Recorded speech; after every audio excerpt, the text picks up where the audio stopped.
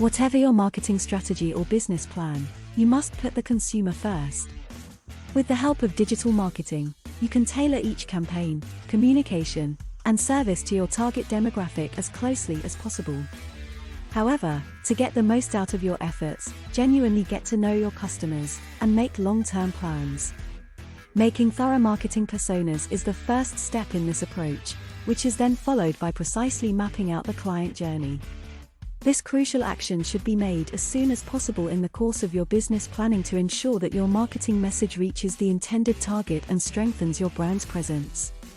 You should also keep an eye on how customers behave. At every point of the sales cycle, customers today place a high value on receiving genuine, transparent, and personalized communication and brand experiences. In fact, 66% of purchasers demand that businesses comprehend their particular demands and expectations, according to Salesforce. Every day, new habits appear, and as a digital marketer, you need to be able to predict them and always work to learn more about your customers.